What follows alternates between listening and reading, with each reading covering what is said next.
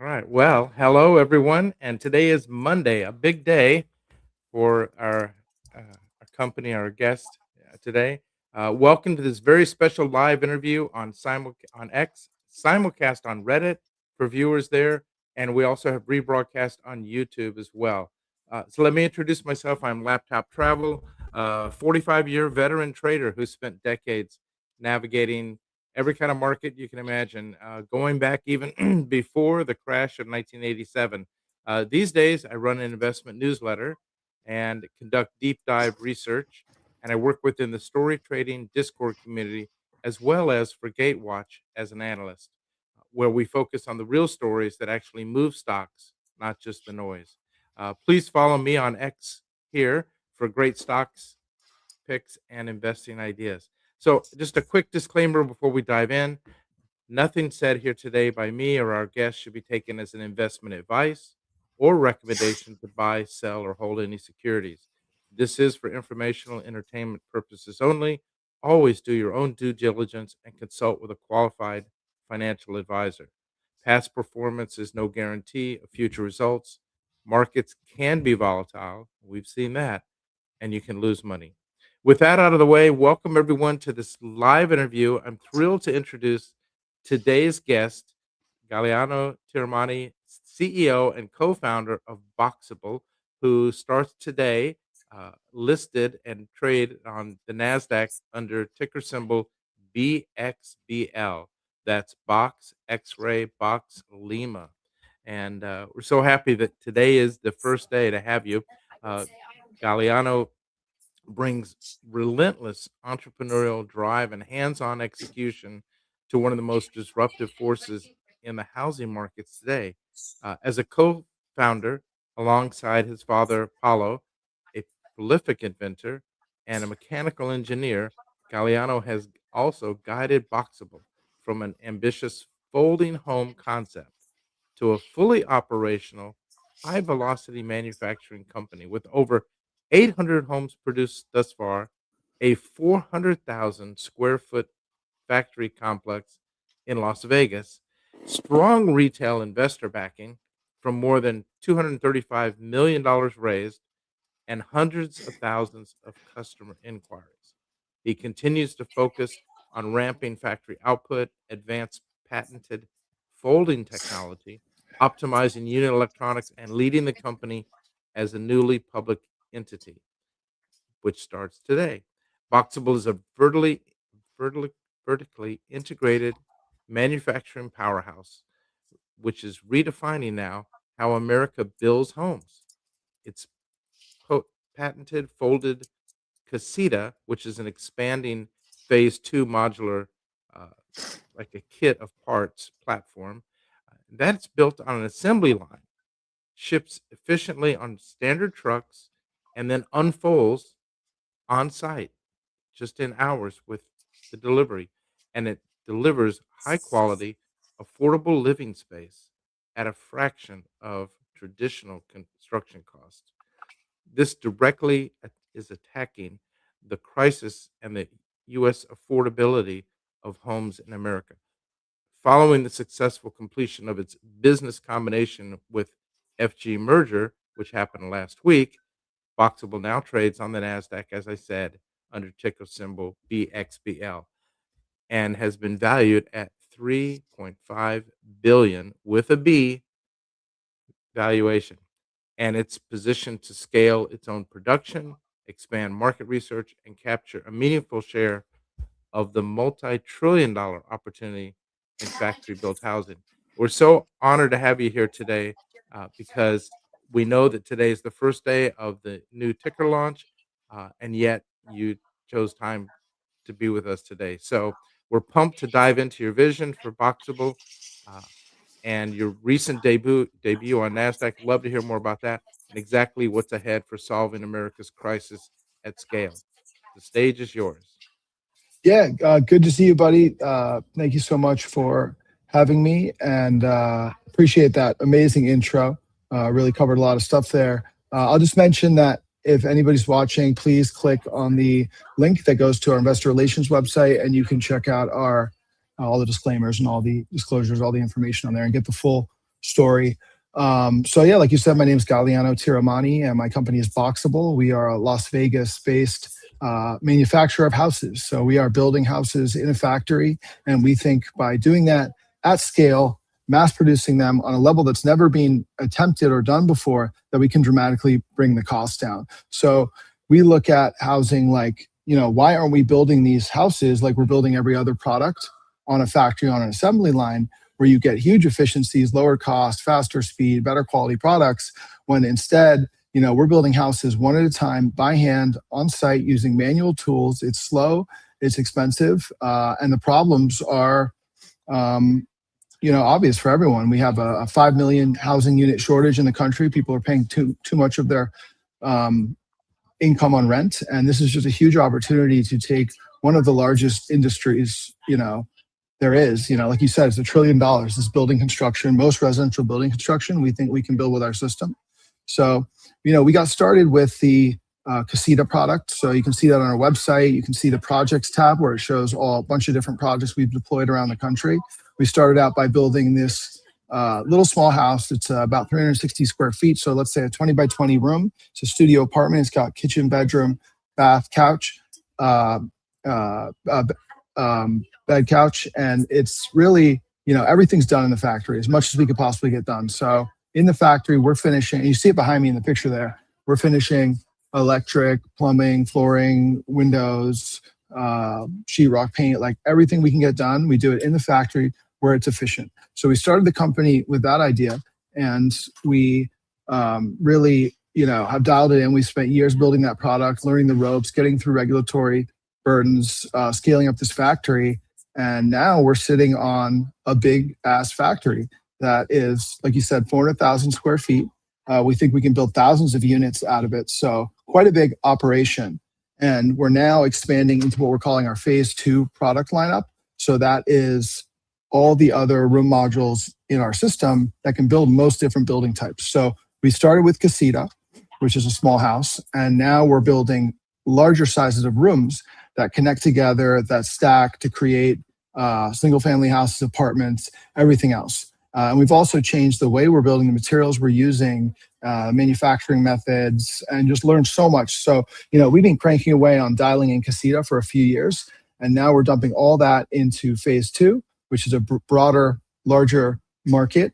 And going public is a great springboard, and it's a great starting point for the company, because we really are at the beginning here. We're undergoing a lot of growth, a lot of change, and we're starting to ramp this factory up. So, bottom line is this is a, really big opportunity. If we get it right, we think that we'll be able to build housing dramatically cheaper and faster than the traditional way of doing it. So if we can in fact do that, what is it going to be worth? What kind of impact can we have on society? How many houses can we crank out?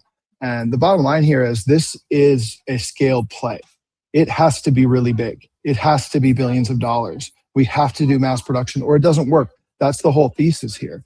A lot of people don't understand that. They think we're just, trying to build a few tiny houses. That's not what we're doing at all. We are putting the pieces into place, the structure, the fundamentals, and dialing that in to be able to turn on a machine that cranks houses out. And if you look at, the closest, best example of modern mass production that we want to model ourselves after, that's automobile manufacturing. So if you've ever seen a car factory, a Tesla factory, a Ford factory, absolutely amazing, massive assembly line, automation. Those cars are moving down that assembly line at a rate of 1 car per minute. So a Tesla factory, and pretty much any auto factory, is putting out 1 car per minute off that assembly line. So they're doing that with cars, which by the way are more complicated, have more parts than a house. Why can't we do it with houses? And if we ever got to that rate of 1 house per minute, what kind of impact does that have on the cost? It's going to be a game changer. And I think we're getting to the point now where we are aggressively starting to scale up our, ramp up our sales process. We're starting to see case studies out there. We're starting to prove to the market and the customers that this is a better opportunity, because when a customer looks at us, they see, okay, I want to do this. It sounds great, but this is a big risk for me to go into this new company and get a project going. So as they see the case studies, successful case studies of projects out there that worked, they're thinking, I better try this. And then soon it's going to transition from, maybe we should try this to, oh shit, how can we get to the front of the line? Because we can't afford to do this another way. We're not going to be able to compete, and we're going to come out so far ahead of the competition if we partner with BOXABL. So right now we're looking for developers, builders that want to do projects. We're looking to really partner with them, not treat them as a customer. We're looking to join in on the risk with them to prove this thing out. And I think we're only a few successful projects and case studies away from seeing kind of a tidal wave come in of interest that we can capture. So it's been a really exciting time. I'm a little bit tired, was up all night pulling levers to try and have a big success today. We did go live on the NASDAQ. It's been a wild journey so far. I bet. That's great. So eh, just step back a second for investors and people interested in the company. Can you share your own personal background and entrepreneurial journey which led you to this? And then how do you think that leverages you with those experiences to take Boxable forward? Yeah, I'm very, gritty entrepreneur. I dive into things, figure out everything there is to know about it, and see if I can do it better than the way other people are doing it. So I've also been good at timing kind of market trends. I had a marijuana business when that was hyped up. I had a Bitcoin business, really good timing with that. It was around 2013. And, just kind of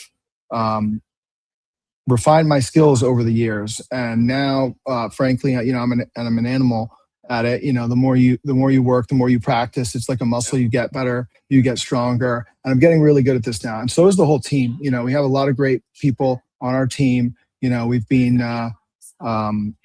curating our amazing employees at BOXABL for a long time. And I feel like we have a great core team. A lot of people who've been with the company since the beginning. They know everything. They're really dialed in. They've been through the wars with us. And we also have, it was me, Paolo, my father, and Kyle. Three of us started the company. I'm more on the sales, capital raising, marketing side of things, a little bit of engineering and product development and manufacturing. But Paolo and Kyle are both experts in 3D solid modeling, so creating 3D objects on the computer, so designing the houses. And then Paolo was an inventor. He has successfully invented, designed, patented, and sold patents for products that have been really successful in the past, like consumer goods.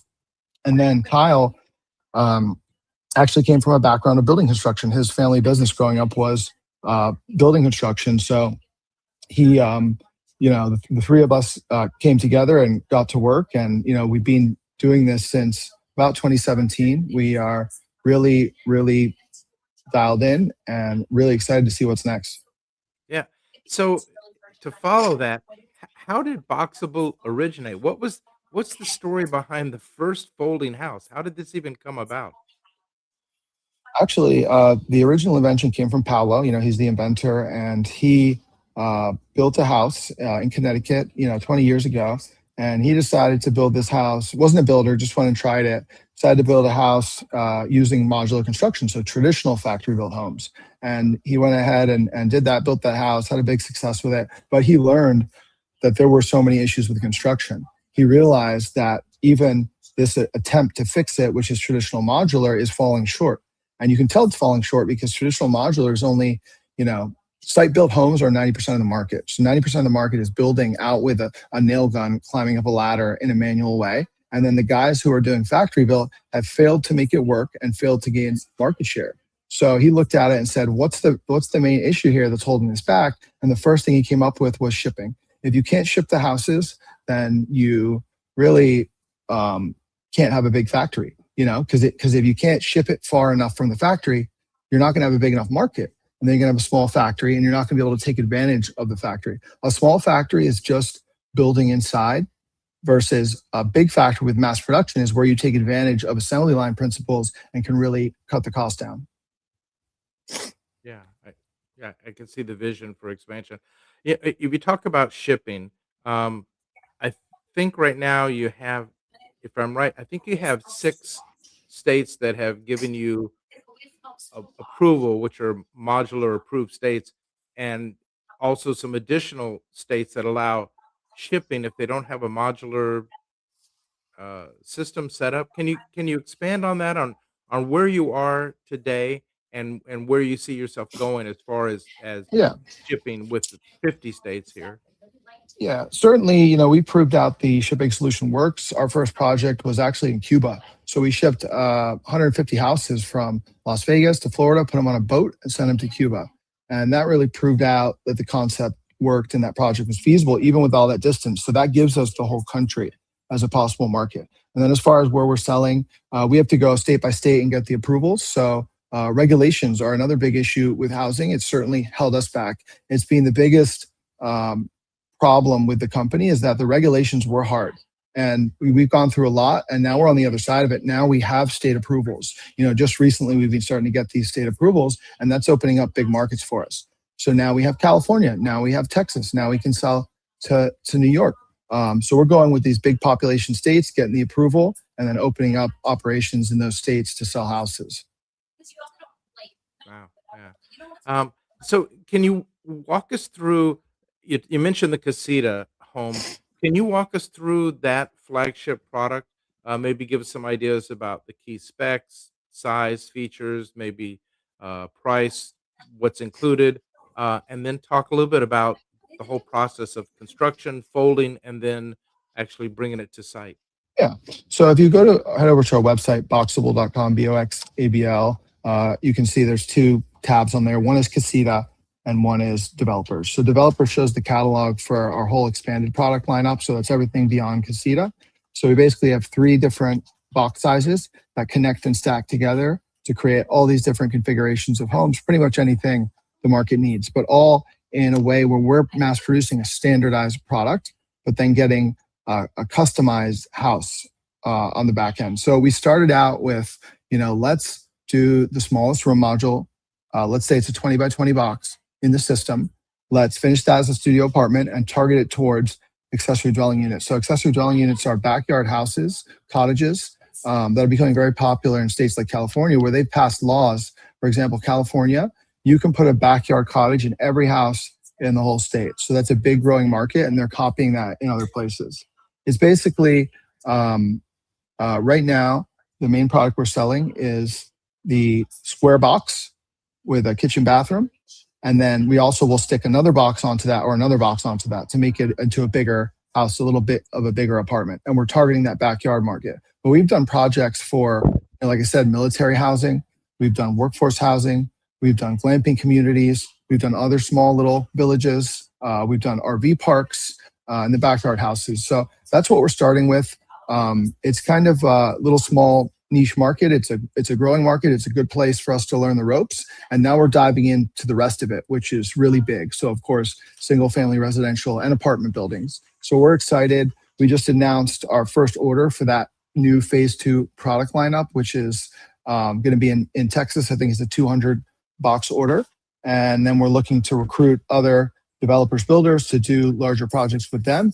And then we'll start to see that factory spin up and turn up the volume on that factory and start putting out a lot of houses hopefully soon. Wow. So you mentioned 200 units in Texas. Can I take a guess? Is that a part of the recently announced contract with Tesla? And is it the No, the Texas one is just an individual developer. We oh, do have a deal with Tesla. I actually don't think I can elaborate on the details of that. We did file a redacted purchase order, just like what we were required to disclose, but we're under NDA, so I don't usually comment on the Tesla or the Elon Musk projects. But it's really an honor to be working with them. It's an honor to be vetted and chosen by them. They know what they're doing, and we love that mission, and we want to be involved and help in any way we can. Certainly, we think that Tesla and SpaceX and AI, this is the future of humanity, and I'm happy and honored to help with that. So we'll see where that goes. yeah. Without saying too much, I think it does say something that, as I understand, this makes Elon a repeat customer. Correct?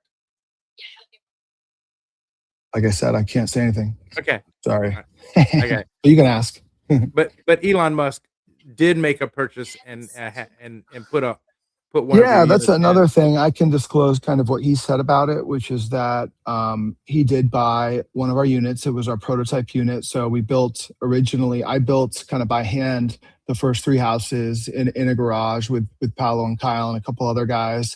And we got a call from his team one day and they wanted some houses. So we ended up selling him one of the prototypes, which got deployed in SpaceX, Texas at his backyard. So that's cool. Really, really great to, have a guy like that, like the product and want one. So that was kind of a cool way to get started with the company. And, we don't mind the hype that comes along with that either. So big shout out to Elon. He's my hero. Yeah. So you mentioned a 20 by 20 unit, the casita, right? What does that look like on the truck when it arrives? What are the dimensions there? Yeah, yeah. So, I mean, really, this is the critical thing that no one else has been able to figure out. So, other guys are doing modular, but then when they ship it, it's a house. So, it's huge. It doesn't fit on the road and it's not feasible. You can't ship a giant house down the road. So, they have to make compromises and they have to pay a lot for shipping. Sometimes it costs more than the house to ship the house. So, for us, you see that unit in the back behind me of my head there, and it folds up from 20 feet down to 8.5 feet, but it's still finished. So even though it folds up, kitchen, bathroom, plumbing, electric, all that is done. And so this is critical because now all of a sudden it's transportable. We can mass produce them in huge quantities and ship them wherever they need to go. So fixing shipping enables mass production, and mass production, of course, is the key to lowering costs. Yeah. You know, Galiano, I have to say, what has me just generally fired up about this whole thing is how the company Boxables, this patented foldable technology, not just Casita, but also with the phase two things that you're doing. You're straight up disrupting the entire housing industry, which you mentioned before, but you're taking a premium quality home. The folks, this isn't from what I've seen is this is definitely not substandard or just quickly put together. This is really well done. If you look at the pictures on the site, Yeah. I'm totally impressed. And you're building it in a factory, like you said, you're shipping it flat like a giant transformer or something on a back of a truck, and you unfold it on site, and I understand in hours, if the site's prepped, it's ready to go, and Yeah, all this at a thing will fraction. set up in under an hour. And Yeah, even though we're going for the lowest cost housing solution ever, we are not compromising on quality or aesthetics or ceiling height or anything at all. And that's the beauty of technology. When you do things like that, you kind of equalize everyone. So you can offer the best product without compromise to everyone at the best cost. So people may see this as kind of an affordable solution, but it's not an affordable design or an affordable vibe. And everyone who walks into it is like, holy shit, this is nice. And the pictures don't do it justice. If anyone's ever in Las Vegas, we'd invite them to come visit our factory and tour one of these houses yourself. so you have just like in a subdivision, you have model homes to to walk Absolutely. through? We've got a bunch of them at the house. We have our Casita model. We have our newer, larger units configured as townhome that you can tour. A bunch of cool stuff going on there. You can check out our three factory buildings, 400,000 square feet. We've got over 100 employees working away over there, and we'll see where the future takes us. Wow. So before we get to the factory, can you help detail this new phase 2, uh, what we call a kit of parts modular platform, including what's the standardized modules, and then what you're doing with your online catalog configurator, with different configurations that might be possible. And I hear, I mean, that you're doing townhomes or multifamily and up to 3 stories. Is that true? Yeah, I think we can go more than three stories, but really what we've done here is we've systemized it. So a lot of these other modular home builders, they'll build a certain house model and it'll be kind of custom and they'll do a bunch of them. Then they'll switch to another model, but constantly changing what they're building. And you can't do mass production if you're building custom stuff. But at the same time, the houses have to be custom. They can't all be different. So we've turned it into a system where we are mass producing three sizes of rooms and then connecting those rooms together, finishing them on site with cladding and roofing, and getting just a huge range of different designs and floor plans. So we're meeting most of the needs.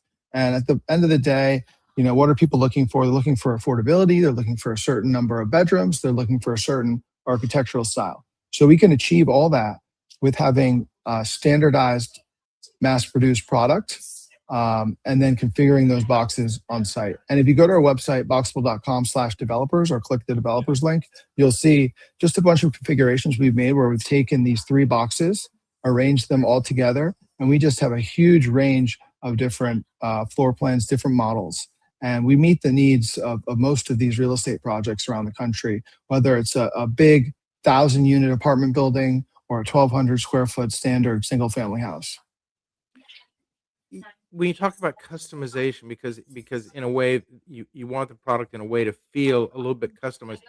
I mean, like you go into some subdivisions, they're building a home. They give you a book and you flip through tiles or wallpapers and things. Yep. Is there an ability to process or to request customization, maybe on the Yeah, single home certainly. level, or maybe, and I'm sure multiple levels, multiple orders. It's got to be. Yeah, so with our initial Casita product, we're just sticking to the basic standard, same thing for everyone. The installer can customize it on site, but then for our rest of our product lineup, we're not targeting individual homeowners with that. We're targeting developers. So a customer that wants to build a project, wants to do it faster, cheaper, better, with more visibility into pricing and dealing with labor, and they're going to come and buy 200, 300, 1,000 boxes from us. So when we do that, we can absolutely quickly swap out and customize all this type of stuff you mentioned, but still do it on the standardized assembly line without retooling, without changing things up. And it's all just kind of part of the system that we have. Sure. So, recently it's reported that you raised 235 million as a part of this reverse merger. Um, can I ask you, part of that money, how much do you see that going to R&D? And you mentioned AI, and any part of that to AI, and where do you see AI fitting in with the future of Boxable and your mission for this mass production? Yeah, we're constantly innovating and R&D and iterating. Absolutely big part of this. We are packed full of technology. We're a housing technology company at the end of the day. And then AI is a huge factor, increasingly in everyone's life. So we are embracing it head on. We actually hired a guy who's our, chief AI officer, or, whatever his title is. This guy's, an expert in AI before AI was cool. And so we're bringing that in on, almost every process in the company. And we're setting the company up to be compatible with that every step of the way. So almost everything we're doing now, we're thinking about AI, and really it's just being such an improvement to everything. So, we'll have employees who used to do, good at their job. They did the right thing, whatever. Now, they're doing the best. They're doing best practices on everything. Every piece of work product I see now has been taken from the employee and polished by AI, and using the leveraging the internet and all the information there, and just shortcutting us to the finish line on this stuff. So it's dramatically speeding things up across the board. What progress have you seen with automation, or maybe changes in your manufacturing processes, improvements in the factory to help you lower your cost of materials or cost of production as well?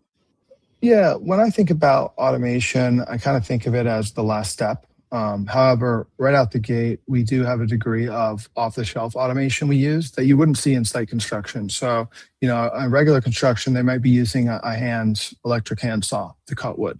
We're not using that. We're using a CNC. So we're cutting things perfectly every time. So there's a lot of standard off-the-shelf automation that gives us a huge leg up.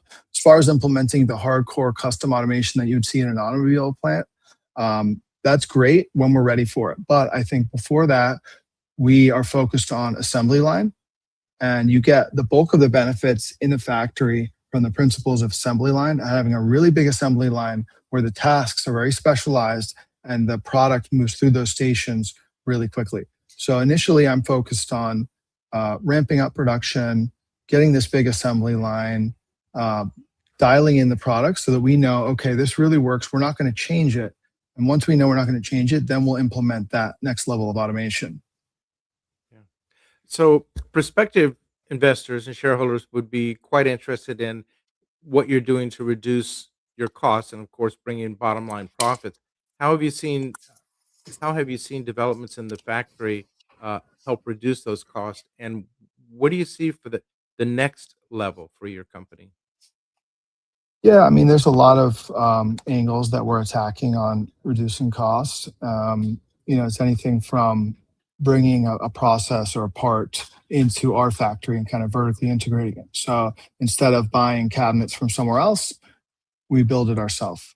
And then we also redesign it. We remove unnecessary parts.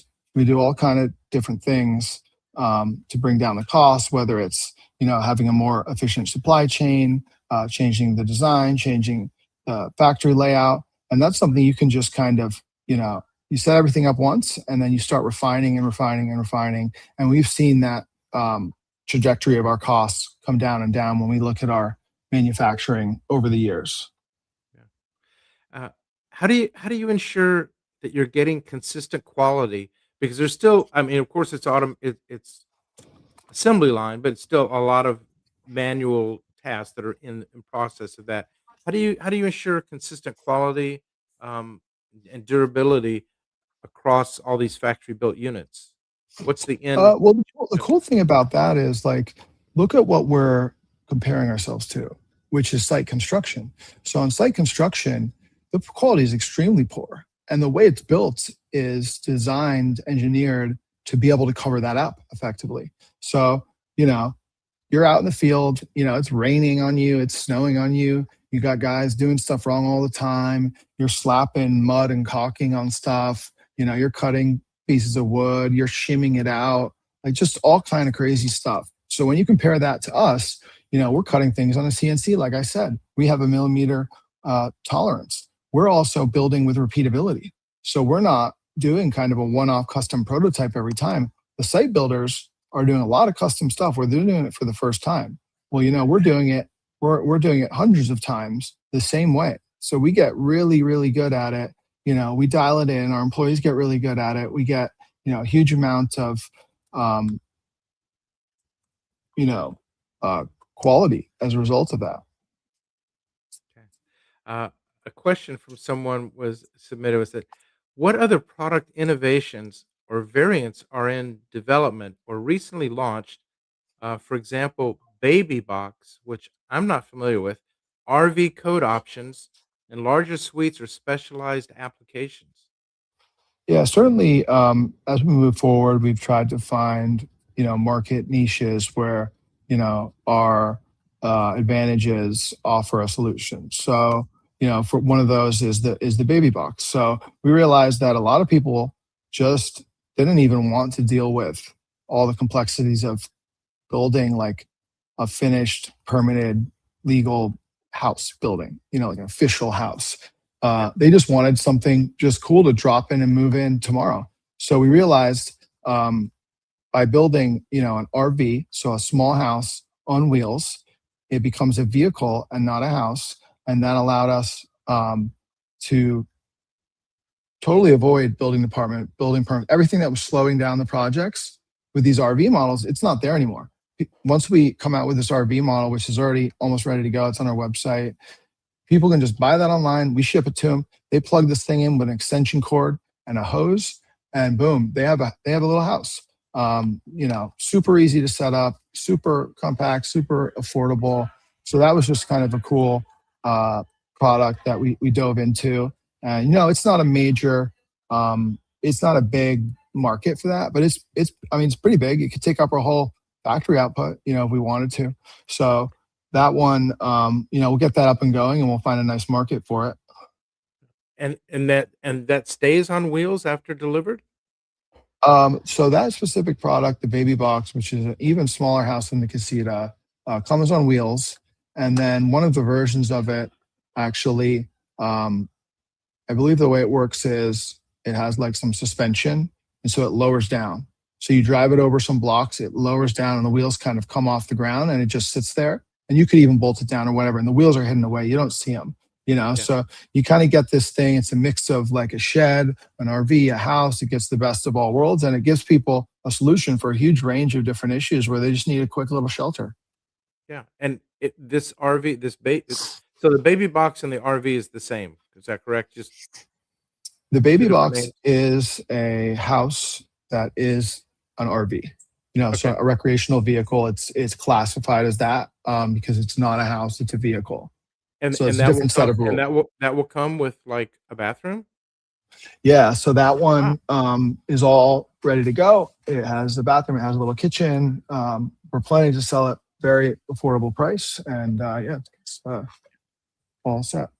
Are you able to share with us what the current production capacity and utilization of your Las Vegas factory complex is? I don't want to share specific numbers. I don't want Okay. to get in trouble for speaking wrong, but I think it's safe to say that the Las Vegas factory can produce thousands of boxes per year. You know, so right now we've spent a lot of money, we've invested a lot of money creating this huge machine that can crank out houses. It's not running full speed right now, Yeah. and people don't realize that, and they don't realize like this is a great time because we've invested all this money and all this time into building this machine, and it's just now turning on and firing up and speeding up. And you know, in the next, you know, 12, 24 months, we're just going to see that thing, you know, hopefully just come alive. Yeah. Uh, so with the casita, and you've delivered several hundred of those. What do you think has been the biggest operational lesson that you've learned from, say, the first few hundred that you delivered? What immediately comes to mind that you realize you need to change, you have changed, or that you will change? I guess one of the things early on was we realized that we couldn't necessarily just, you know, sell the units to, um, you know, a builder or developer and let them do what they wanted with it. We had to kind of have a closer hand-holding experience and make sure that everything was perfect to the finish line because we didn't want to damage our brand if someone screws up. You know, and in construction, there's a lot of screw ups. So now we've changed the way we sell Casita. Instead of having a dealer network where they're actually in between us and the customer, we're taking that full experience with the customer. So the customer can just come to us and say, "Hey, I want a house." We do everything. You know, we manage the installer. Before we were passing off the customer to the dealer and letting them take it the rest of the way, even letting them complete the sales process. So now, you know, that we've taken over that, I think it's benefiting us in a lot of different ways. Okay. Another question that comes from someone is that with these multi-story units, 2 and 3 stories, um, which are stackable, how how are how are the residents accessing the upper floor? Do you have a spiral staircase option, or how Oh, is we can that? do both. Yeah. Yeah. So, you know, the way the units fold up, they fold up to compress as much as possible. But there still is an uncompressed space when you fold that up. And you see that on the unit behind me. You see the folding floor, and then you see the part of the box that's not folded. So in the Right. part of the box that's not folded in that model, it's a small one, you know, so we have a kitchen bathroom in there. But in a bigger one, you could have a staircase in that space. So it would be an internal staircase, no different than the regular house. And the product that we're aiming for here should be no different than your regular house. You won't necessarily be able to tell it apart or know that you're in a boxable house. You'll just know that it's nice and cool. Okay. Um, how much how much site preparation do uh, you advise or require? I'm not sure. I mean, I don't know if Yeah, you know, it I'm a depends on terrible the if I'm a yeah. terrible buyer and I haven't prepared my site, will you still deliver? And what's involved in that? What should I do? Yeah, you know, like I said before, we kind of take over the whole experience and do all that for them. But in some cases, people want to do it themselves. They just want the unit, and we'll sell them the unit as well. We'll caution them and say, hey, listen, it's not necessarily that simple. You may want an expert to do this. But in general, for our projects that we manage, we're going to pull permits. We're going to build a foundation, any type of foundation. We're going to trench utilities under the ground, bring them up to the unit, and then we're going to drop our casita, our box down and install it. Yeah. Okay. And I think you mentioned earlier about social media and that you were doing things to, prepare and make people aware of the IPO and stuff. So since you have this strong social media virality, I guess I'll say, uh, and you have this wait list, a reservation base, how has your sales and marketing strategy evolved, particularly now with the shift towards more direct control and your in-house efforts you mentioned? Yeah, and certainly focusing on actually selling the houses was something, we kind of fell short with before because we were very focused on the research and development. And then we bumped in the regulatory issues. It took some time to solve that. And now we're refocusing back on actually executing on the sales, bringing them to the finish line. So things are really shaping up there. We've got a whole new sales team, got a bunch of guys all trained up. We have a new website. We have an online order process. We have a bunch of different digital tools that they use. We have a whole marketing strategy where we're going ahead and, finding the people that need the houses and getting in front of them.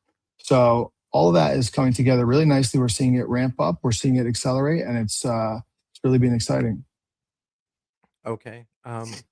Another question that came in, I'm not sure you're gonna be able to answer this. It says, "Can you provide updates and details on any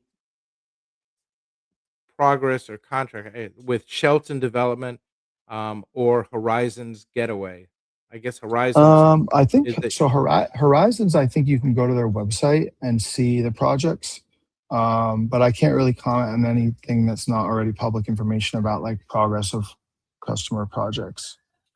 Okay, Sorry. that's fine. I just Yeah, it's somebody all good. had a question, Go was ahead. interested Ask in them it, all. and I had wasn't aware of that before. Is that Horizons Getaway possibly Yeah, so could that be a one is multi-state it's contract? like a glamping community. It's these guys Yeah. that are buying land all around the country, I believe, and they're deploying units. Um, I think let me see if I can find the website real quick so I can tell people where to go and they can look it up. Yeah, so it's Go Horizons, Go Horizons, Horizons, horizons.com. And then you can click around on there. You can actually see our units and you can go stay in one. So, this is like kind of a vacation in the forest by the lake hotel. And the hotel is actually a casita. So you can go stay in one. Actually, I'm going to be staying in that one at the end of the month because I'll be traveling near there. So I gave him a call and I was like, hey, can I come stay in a casita? So That's great. Yeah, yeah. that sounds exciting for business development. Um, and can you talk about what your current sales pipeline or backlog looks like? Again, I don't want to really dive into numbers or disclose anything on sales that's not already public Okay, because we got to be careful to make sure we disclose that in an equal, fair way. sure, understandable. You talked about regulation, and that was an early obstacle for expansion of the company, and that was something you had to overcome with shipping, and now with the RV model that opens up more markets. But how are you addressing regulatory requirements state by state? And it's got to be uh, burdensome on the company uh, to actually first off look at, understand, interpret, and then come up with a solution for each state. What's your progress on that? What's your plan for that? Yeah, we're getting really good at it. We're getting really good at dealing with the regulators. The product that we are getting approved is the same for the whole country. So it's not like we're doing different stuff for different places. And the way it works, although it is more burdensome up front because we have to get these approvals, it's a competitive advantage on the back end because it's easier for our customers. So traditional builders have for example, a building department that approves their plans. They have a building department that comes out and inspects their building. when they do the framing, when they do the electric at the different stages of construction. For us, that's not a part of our customer's experience because that happens in our factory. The inspections happen in our factory, and the plans are already approved at the state level. So it removes friction from our customer. And now that we've got that done at the state level, it makes things easier and better. And we can take it even a step further. For example, in California, where we were, I believe, the first modular factory to qualify for reduced inspections. So they don't even inspect all our houses anymore because they know they're all built the same on a factory. They know we have a quality control system and all that. So that even makes things more efficient, you know. So they're only inspecting a certain percentage of our units now, but they're certifying all of them. So I, as an owner, would just submit basically the plans provided by your company from the factory and say, this is here's the plans.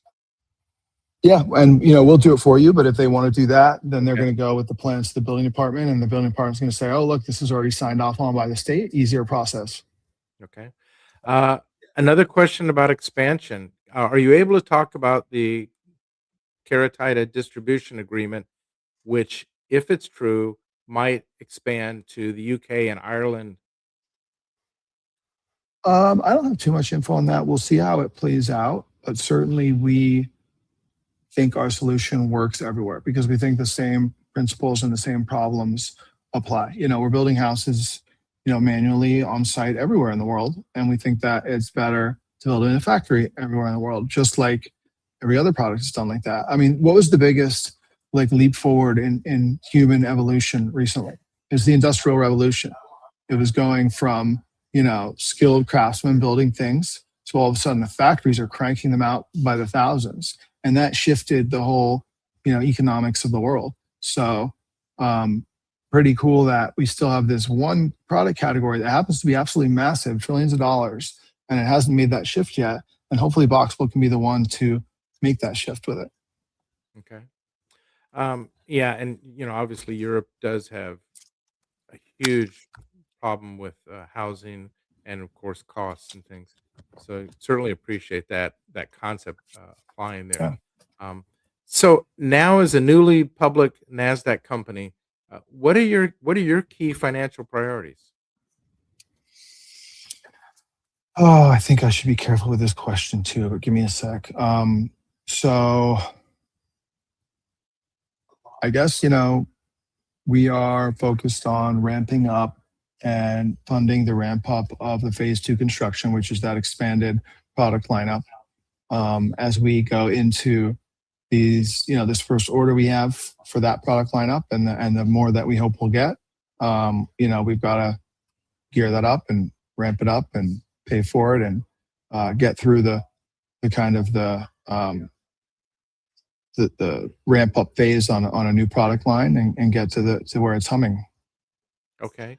So maybe a little more specific. Let me give you four areas.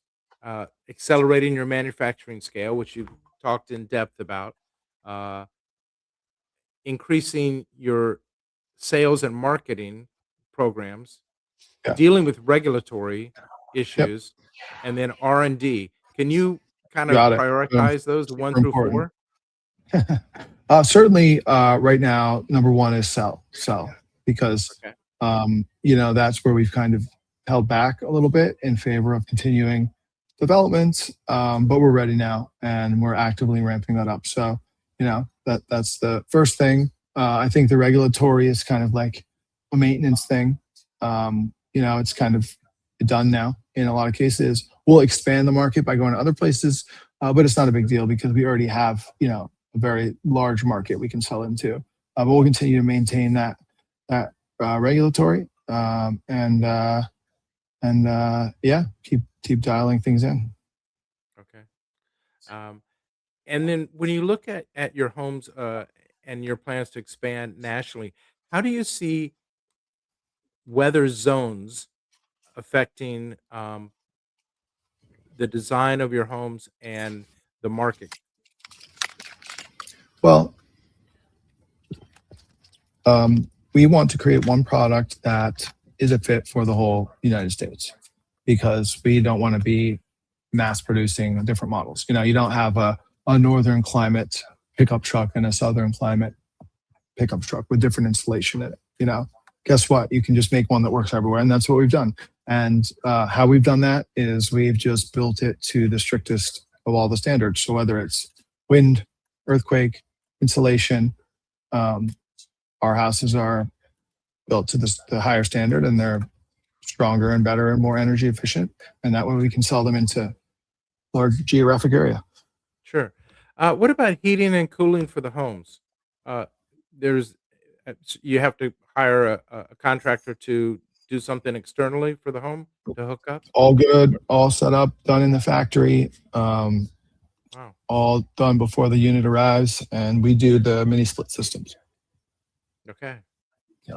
And so the same unit for whether it's in a northern climate or a southern climate. Yeah, it's just a matter of having the bigger sized compressor or whatever. But yeah, Um, competition always follows success. So, what do you see as the biggest threat to you? Because if you start doing this on a mass scale, and company's already valued at 3.5 billion, you're quite successful and probably going to be very profitable in the near future. Competitors are going to obviously see that and want to mimic you. Now, I know that you have some patents and stuff that might uh, build a competitive moat for you, but where do you see your concerns with others, or are you not concerned at this point because no you one's know, even heard of the challenge?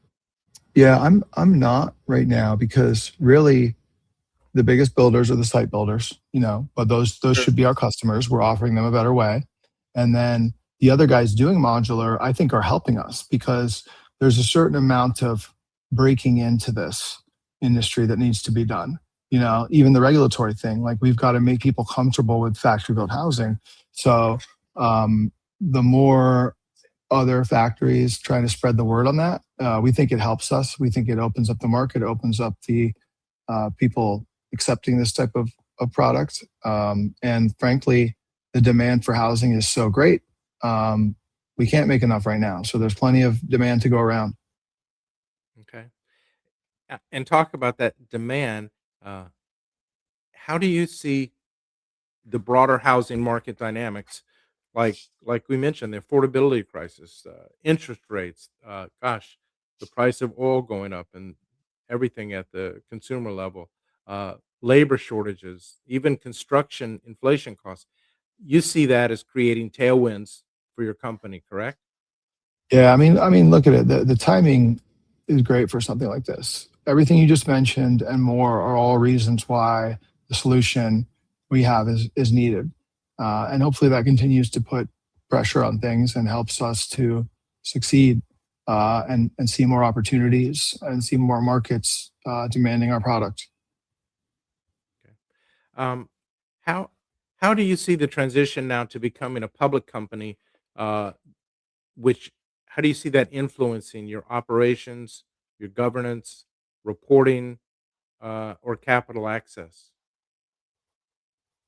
Um, well, actually, technically, we already were kind of a public company before this because we were Exchange Act reporting.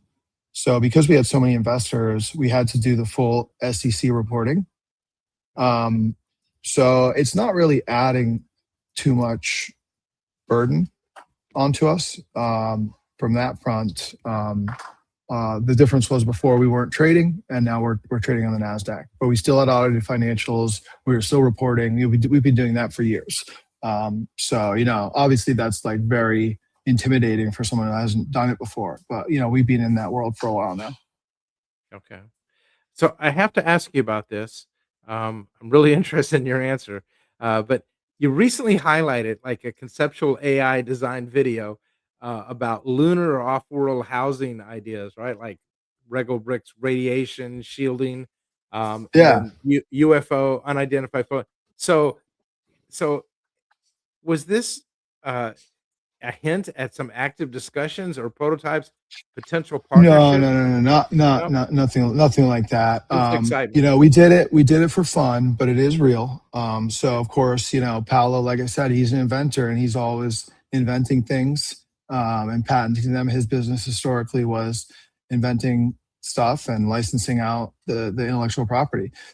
So he thinks about stuff occasionally. He still can't help himself, designs, invents stuff. And this was just cool product that he'd been thinking about. And he said, you know what, let's just draw this up. I don't even know if he filed a patent on it, and put it out there.